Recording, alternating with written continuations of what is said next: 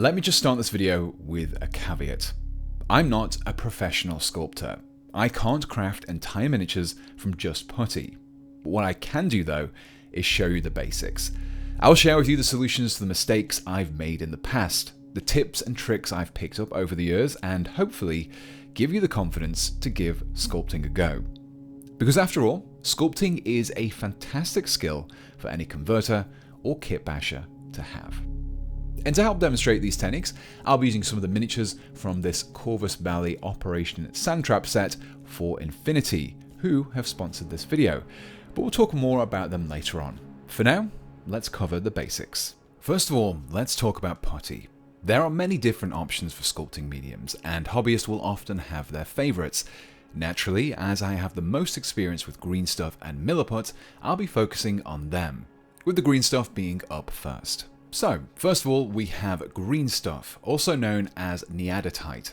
It's a two-part putty which consists of a yellow filler and a blue hardener.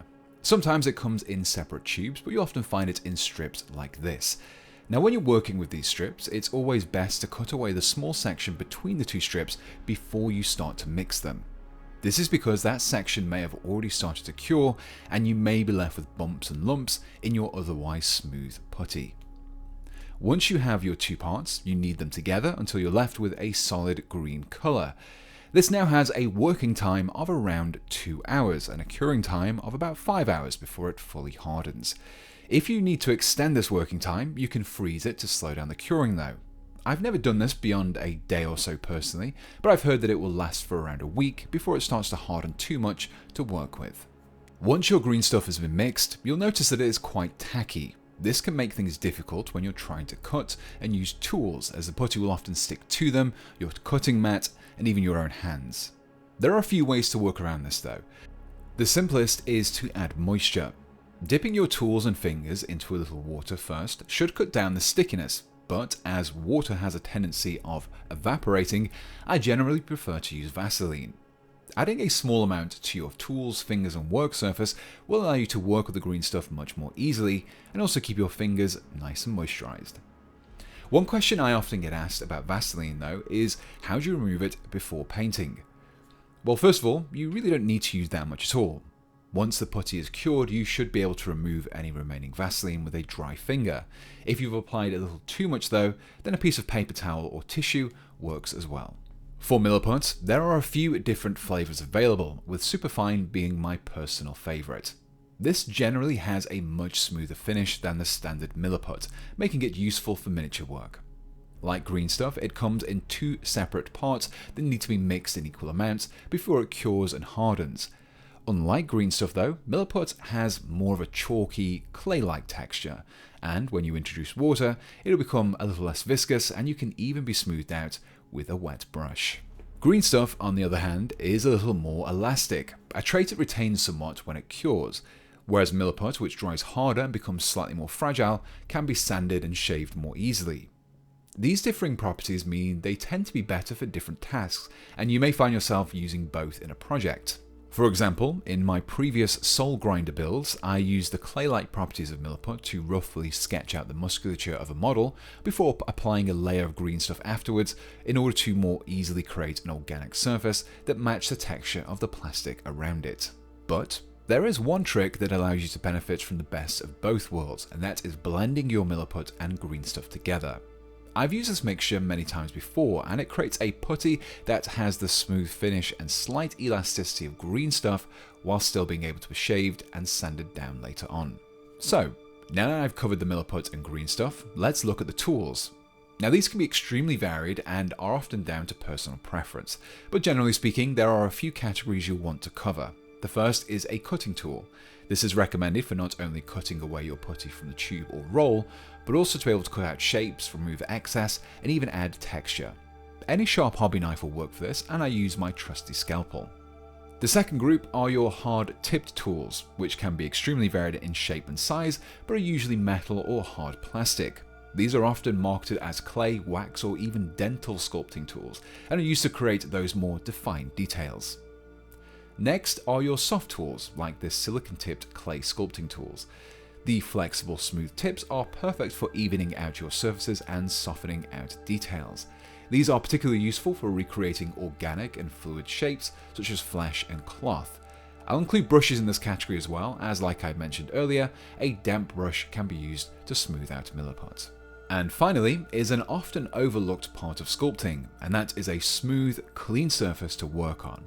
This can take the form of anything, but having a smaller cutting mat set aside just for sculpting can help massively. It not only gives you a smooth, even surface to roll out and flatten the putty against, but having a dedicated surface will also cut down on the risk of contaminating your mixtures with stray flakes of paint or plastic. With the theory out of the way, let's put some of these techniques into practice.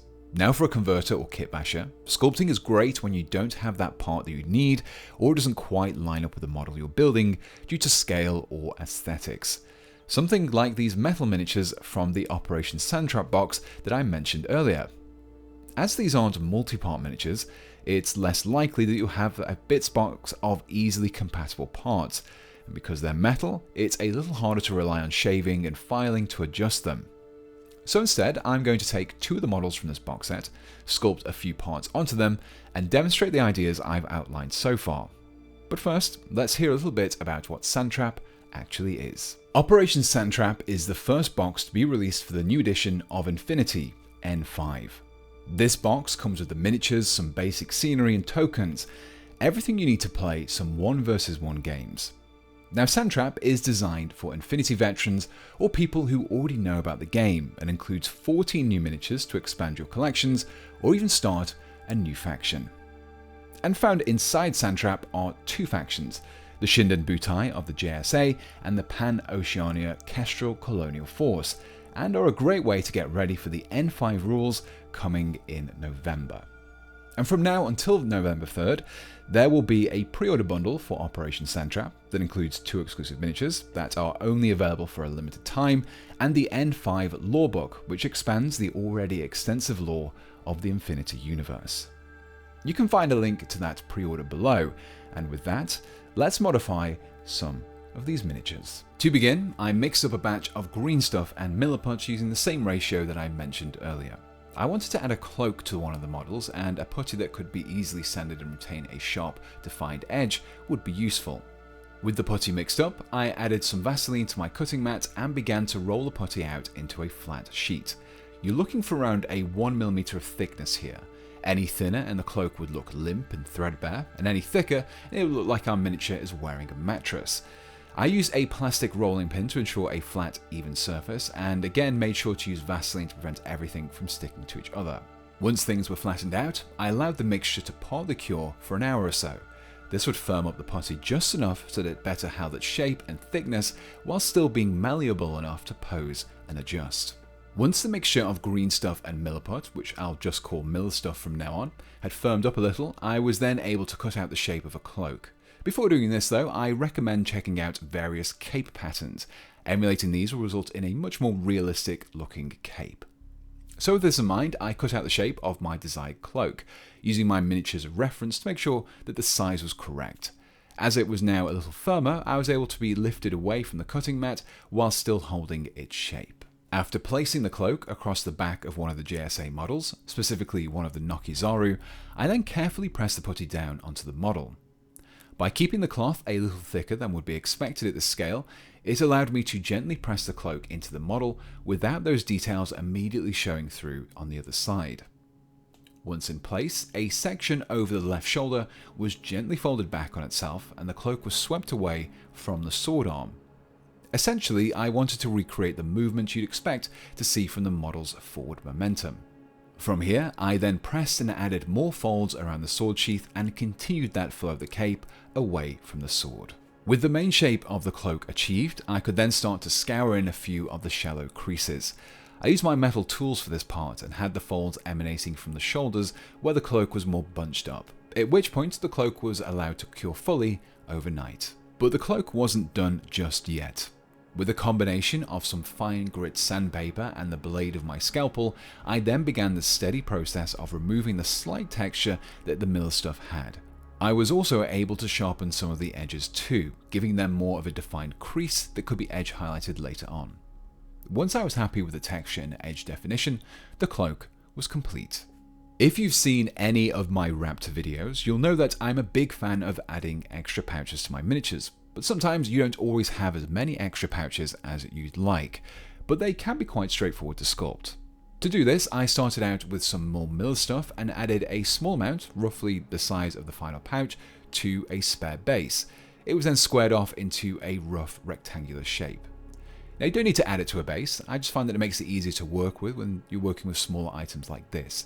Also, as you're working on these pieces, if you find that they're moving around too much, you can add a very light dab of superglue to the base and add the putty to it.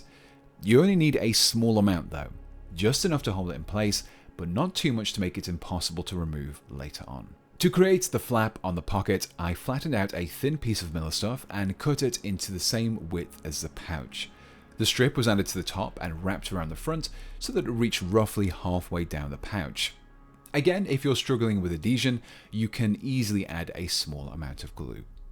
To create a button or clasp to hold the pocket shut, a small divot was pressed into the front of the flap.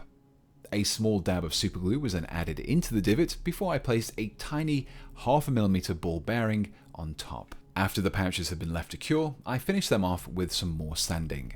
Again, the intention of this step was to both smooth out the surfaces and to create some sharper edges. With this done, I was able to glue in some of the straps found on this Scarecrow model. But what if you don't already have a strap to attach your pouches to? Well, you can easily create those as well. Simply roll out a long thin sausage of putty and gently flatten it out with a rolling pin. This created the strap, but again I left this to partly cure for an hour or so before I trimmed it, placed it against the chest with a little superglue, and then trimmed away the excess. Onto the strap, I was then able to create more pouches before supergluing them into place. Now while those pouches were curing, I decided to add a little fur detail around the neck of the Scarecrow.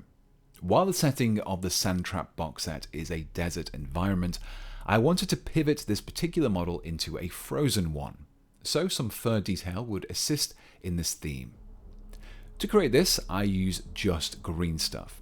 As I mentioned earlier, green stuff is great for those organic shapes and details, which fur is. So, after rolling out a fat sausage, I pinched it out at both ends and placed this around the back of the neck. Here, it was gently pressed down onto the shoulders. The fur texture was then added, first with a series of evenly spaced vertical cuts. After an initial pass, the spaces between these cuts were segmented once more. To begin creating the entangled fur, some diagonal lines were then added. Combined with the vertical strips, it created the appearance of smaller tufts of fur. I then adjusted and smoothed out these tufts using the tip of one of my silicone tip tools, gently adjusting the strands to create a realistic looking appearance. And with that, the models were complete and ready for a coat of paint, which left me with these.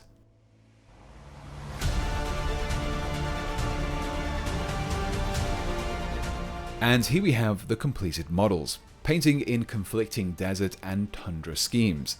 As you can see, once you've applied a bit of paint to the models, the additional sculpted parts begin to blend into the rest of the miniature. So if you finish your sculpting and you're not quite happy with it, sometimes it's just because it's a bright green blob on a grey plastic miniature. Now whilst this video certainly wasn't an exhaustive guide to sculpting, I hope that I've at least laid out enough tips and tricks that you have a little bit more confidence to give sculpting a go. After all, it's a skill and it will improve with practice. Like anything in this hobby, you will make mistakes, but you will learn from them. So grab a spare model, or even just a base, and try out sculpting some pouches or a patch of fur. Get a feel for how the different putties and their mixtures work, and with the tools that you have, and don't be scared to experiment.